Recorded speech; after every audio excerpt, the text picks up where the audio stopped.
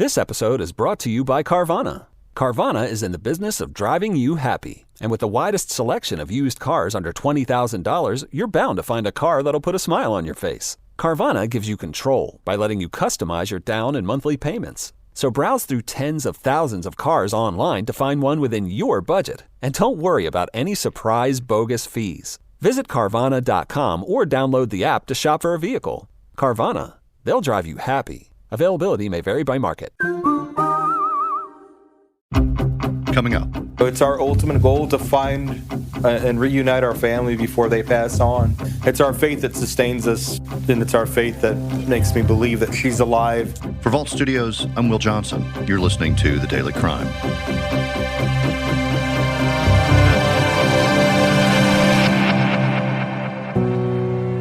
Melissa Highsmith was less than 2 years old when she was kidnapped from her home in Fort Worth, Texas, over 50 years ago. Melissa's brother, Jeff, says the family and his mother have lived with the pain of that day their entire lives. She blames herself because of her daughter being kidnapped. Our whole life, we've grown up with this. Do you think you'll see Melissa again? Well, I can't give up hope.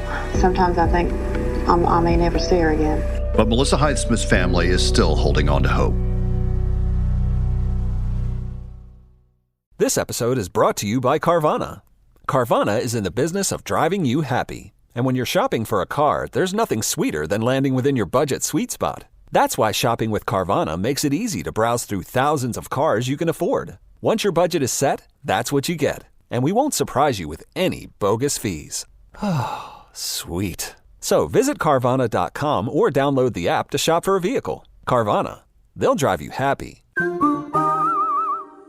This episode is brought to you by Carvana. Carvana is in the business of driving you happy. And sometimes the car you bought might not fit your lifestyle. That's why Carvana offers a 7-day money-back guarantee, so you have a full week to see if your purchase is right for you. If not, Carvana's friendly customer advocates will pick up your car and give you your money back, or exchange it for another car. Visit Carvana.com or download the app and find out how they'll drive you happy.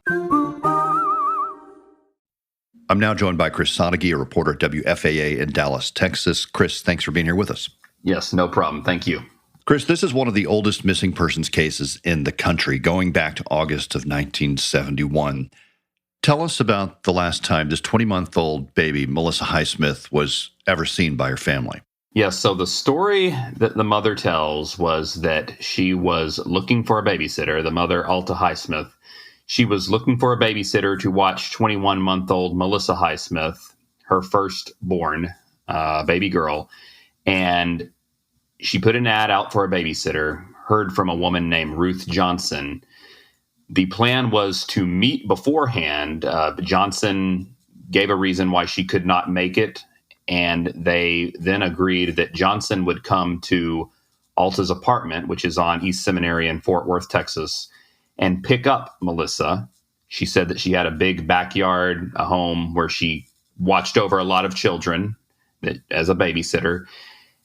Alta had to be at work that morning and could not be there when Johnson arrived. So Alta had a roommate, left the instructions for the roommate to hand Melissa to the babysitter, the supposed babysitter, who presented herself as Ruth Johnson.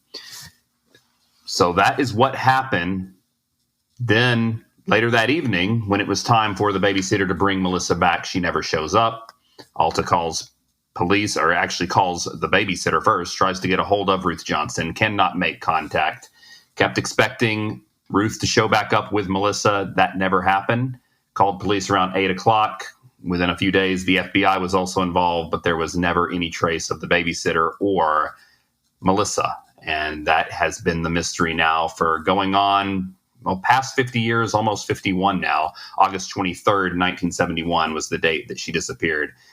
And it really does, I think, speak to just the trust that people had back then. It was a much different time and place. As we were looking into this story, a lot of questions were like, why on earth would you do that? And I think that it was just a different time and place back then, as far as the level of trust that people put in one another. And just, it was unfathomable at the time that a babysitter, someone would present themselves as a babysitter, but then have some kind of plot or scheme not to return the child. So you have a 21-month-old child who vanishes. You have a bit of a, or not just a bit of a mystery, you have a real mystery about who shows up at the house and takes this child. And in the years since, and certainly recently, Melissa's brother, Jeff Highsmith, has been one of the voices and one of the individuals who has really brought this case back into the spotlight in some respects.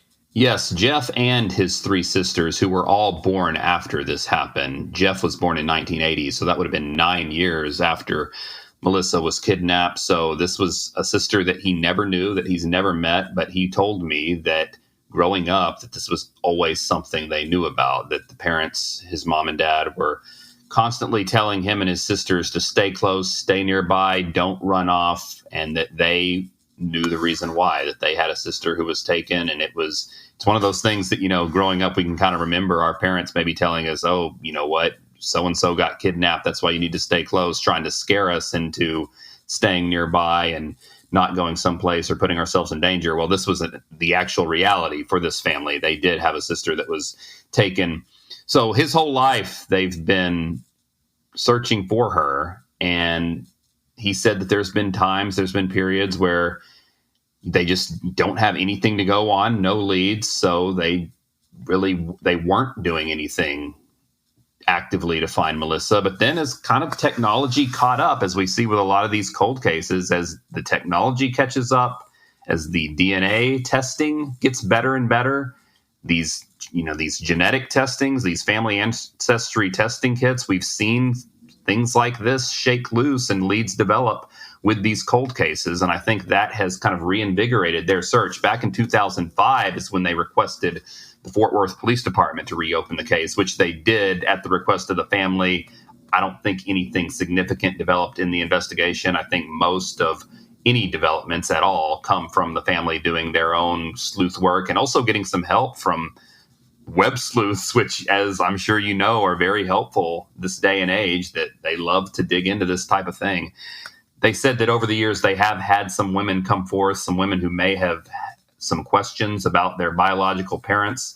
They have come forth kind of in that age range, early 50s, maybe late 40s, and get DNA tested. And so far, to no avail, but it certainly has given them hope that in the future, they will ultimately find a woman out there whose true identity is Melissa Highsmith. And when you don't have a lot to go on, you have to focus on the things that could provide some clues or could help out. Jeff has commented, I believe, that his three sisters share some similar facial features, and maybe there's something there. Yeah, if you look on the Charlie Project, which is a website that is really a huge database for missing persons, they have some pictures, some age progression pictures that artists have tried to put together to kind of get a sense of what Melissa Highsmith might look like this day and age. Jeff was saying that he isn't too sure about the age progression. He thinks that if you're looking for Melissa out there, that Melissa's probably going to look more like his three sisters. That he pointed out some features, some high cheekbones. He said that, and in the original missing persons poster, it mentioned that Melissa has a birthmark on her back, upper back. So there are some distinguishing characteristics that I think they look for. But of course, DNA testing will probably be the biggest tell-all indicator if they can get a match on that and ultimately identify if this person is Melissa Highsmith, what that person's story is, what happened to them once they were kidnapped. Were they trafficked? Were they adopted? Were they raised by this person who presented themselves as Ruth Johnson? That we don't know. The possibilities are really endless. Baseball. America's game. The most dramatic moments in the history of sports. It's about connection. Leaps and makes the catch up against the wall. And now, with Apple TV Plus, Friday Night Baseball comes home. Is this happening? It is. Friday Night Baseball, streaming on Apple TV Plus. Why choose proven quality sleep from Sleep Number? Because our Sleep Number 360 smart bed is really smart. It senses your movement and automatically adjusts to help keep you both comfortable. Plus, it's temperature balancing so you stay cool. It's even smart enough to know exactly how long, how well, and when you slept, and to help you get almost 30 minutes more restful sleep per night. Sleep Number takes care of the science. All you have to do is sleep. Save $1,000 on the Sleep Number 360 Special Edition Smart Bed Queen, now only $19.99, plus free premium home delivery when you add a base. Ends Monday. To learn more, go to sleepnumber.com. Chris, you found some pretty amazing old video footage. It appears to be Alta at like a news conference, but so Melissa's mother answering questions and talking about the case, right? Yes. So that video, we have a tremendous resource here in Dallas with SMU's Jones Film Library. They archive a lot of film from the early 60s to probably the mid to late 70s, stories that WFAA did during that time frame that was all on film. We do not have the capacity at our station to preserve that film the way it needs to be preserved. It has to be kept at a certain temperature. And of course, film spools are huge. SMU has an archive where they not only preserve the film, not only our film, but several spools of film. They also digitize it, which makes it nice and easy for us when we're looking for old stories from that time frame. We can go on their YouTube page, and it really is fascinating to see, just to look through some of that film. If that's your thing, if old video, old film, bygone era is something that interests you, it's fascinating just to not only look at the type of stories that were being done for local news back then, but just everything about the video. You know, you see something in the background, the cars they were driving, the accents they have, just the clothes they were wearing. It really is fascinating, and we have made great use of that film archive at SMU. It has just been a tremendous resource for us. And I think Jeff Highsmith, Melissa's brother, comments that actually that was the first time he had seen that video of his mother, and you can tell it's an emotional moment. Yes, and that is something that has happened. We do a series here called Daybreak Rewind. It's for our morning show where we will regularly dip into the archive and pull a story and kind of revisit it. Sometimes it's lighter, more fun, and then other times it's stories like this, a little bit more serious and true crime related. But that's happened a few times where we have gone back and we have been able to track down people in the film or family members of people in the film. And they say, wow, we had no idea. We did not know that we were caught on that this film existed, or that their family members were in it. One that comes to mind was the very first Black student at Highland Park High School here in Dallas. They profiled him back in the 70s, and just at the very beginning of the pandemic, I was able to track him down, and he said, yeah, I had no idea that this video existed. Wow, that's really amazing. And in the case of Melissa Highsmith, it just gives you some insight into, seeing her mother. This is a young woman, a young mother back then in 1971. Is Alta Highsmith still alive? She is still alive. Jeff said that she's not as involved in the search as he and his siblings, he and his sisters. He says it's been something that has been a heartbreak for her entire life, that she blames herself for Melissa being taken. And I think over the years, Alta Highsmith has done interviews, but she, I believe Jeff told me, is 72 years old now and is not doing them near as much anymore.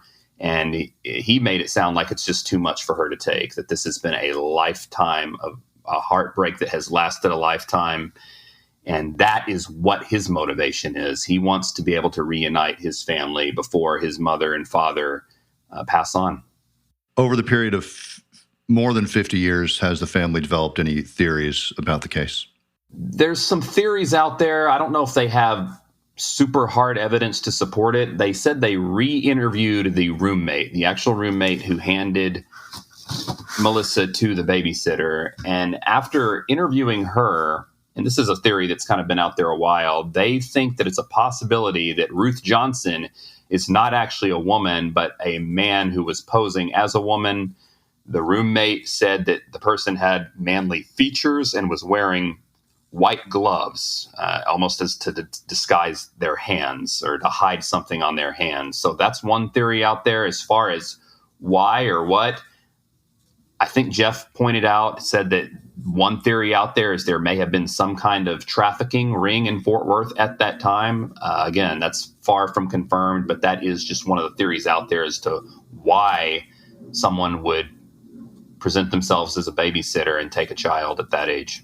In the archive, a clip that we did not use in the story, it's an interview with police there in Fort Worth, and I'm not sure if it's the police chief or just an investigator or a detective, but they said they found no evidence of harm to Melissa. I don't know necessarily what evidence they would look for, especially when you don't know where she went, but their hope at the time was whoever took her was just a lonely person who wanted a child, for whatever reason, may have not been able to have a child of their own.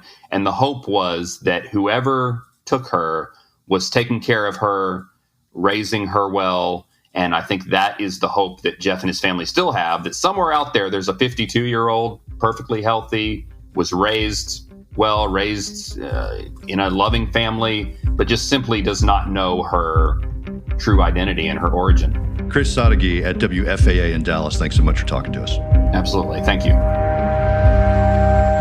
Thanks for listening to The Daily Crime. Be sure to check out our weekly show, True Crime Chronicles, available wherever you listen to podcasts. For Vault Studios, I'm Will Johnson.